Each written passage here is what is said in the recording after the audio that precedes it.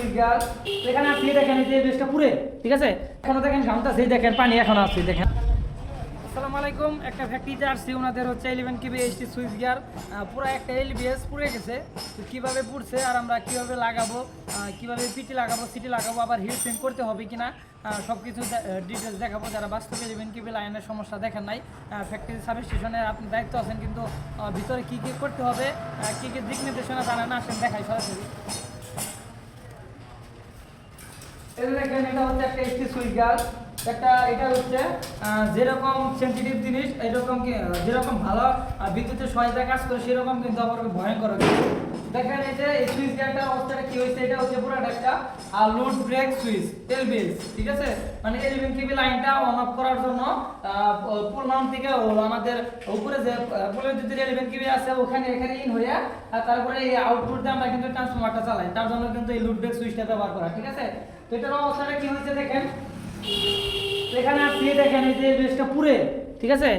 এই যে এটা সমস্যাটা হয়েছে, এটার ভিতরে যে তিনটা টানা দেওয়া থাকে, দেখেন এটার সময় এই যে এটার মতন ওই যে সামনে যে দেখতেছেন এই জিনিসটা দেখতেছেন, এরকম কিন্তু এই তিনটা টানা দেওয়া থাকে, এই তিনটা পুড়ে গেছে।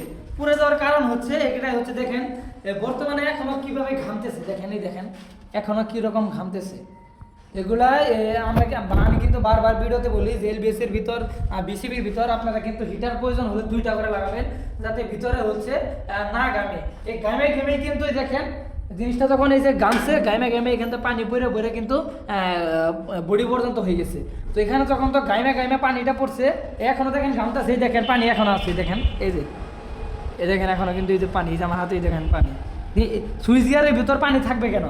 তো এখানে কিন্তু হিটার লাগানো নাই, আমরা আসছি আমাদের আসার পর দেখেন এটা ঘেমে পানি ভরে কিন্তু এটা 2টা হচ্ছে শর্ট সার্কিট হয়ে কিন্তু পুড়ে গেছে।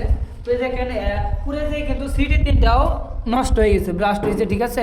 এই সিটিও কিন্তু 3টা নষ্ট হয়ে গেছে।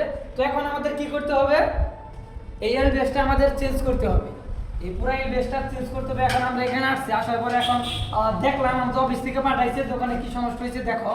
তো আসার পর দেখলাম যে এলবিএসের এই অবস্থা। তো এখন আমাদের অফিসে বলে দিয়েছি যে এলবিএস নষ্ট হয়েছে, সিটি 3টা নষ্ট হয়েছে। তো এই 3টা এইগুলো চেঞ্জ করতে হবে। পিটি 2টা ভালো আছে, ঠিক আছে। তো এই দেখেন আমাদের পিটির অবস্থা, সিটির অবস্থা। তো আরেকটা হিটসিং দেখলাম, এই যে হিটসিং এগুলোকে বলা হয় 11 কেবি হিটসিং। তো হিটসিংগুলো কিন্তু ঠিক আছে, হিটসিংগুলো ওই রকম কিছু হয় নাই। নিচের হিটসিংটা দেখাও দেখি, নিচের হিটসিংটাও কিন্তু ঠিক আছে না, নিচের হিটসিংটা এই জায়গায় ফেটে গেছে। নিচের হিটসিংগুলো করতে হবে, ঠিক আছে, নিচের হিটসিংগুলো কিন্তু করতে হবে। এই অবস্থা হয়ে গেছে বর্তমানে। তো এটা এখন আমাদের কি করতে হবে, এখন আমাদের যেহেতু 11 কেবি লাইন এই সমস্যা রয়েছে, এটা ট্রান্সফরমার চলে, এগুলো সব ওয়ারিংগুলো কিন্তু আমাদের নতুন করে করতে হবে। এলবিএস ওয়ারিংটা নতুন করবো, সিটি ওয়ারিংগুলো নতুন করে কিন্তু আমরা পুনরায় আবার লাইনটা 11 কেবি লাইনটা দিয়ে দেবো, ঠিক আছে। দেখেন বাস্তবে কীভাবে কী হয়ে গেল। এখন কিন্তু আমরা 11 কেবি লাইনটা শাটডাউন দেওয়া আছে, উপরে দেখাও, উপরে কিন্তু 11 কেবি লাইনটা শাটডাউন দেওয়া আছে। এখন কিন্তু আমরা এলবিএসটা চেঞ্জ করবো, ঠিক আছে। তো এই যে আমরা কিন্তু নতুন হিটসিং নিয়ে আসছি, 11 কেবি হিটসিং, এগুলো কিন্তু আমরা নিয়ে আসছি, এগুলো লাগাবো, ঠিক আছে। তো এই ছিল একটা এলবিএসের ভিডিও, পুরোটাই লাগাইয়া নতুন করে আবার কীভাবে ওয়ারিং করতে হয় দেখাবো, ঠিক আছে। তো বারবার আপনাদের একটা কথাই বলি, এলবিএসে কিন্তু আপনারা এলবিএস এইচটি সুইচ গিয়ারে যাদের হিটার নাই, এখনো হিটার নাই, দরকার হলে সার্ভিস স্টেশনের যারা দায়িত্ব আছেন আমার ভিডিও দেখেন, তারা দ্রুত টেকনিশিয়ান দিয়ে ইঞ্জিনিয়ার দ্বারা হিটার লাগাই ফেলেন। আজকে পর্যন্ত।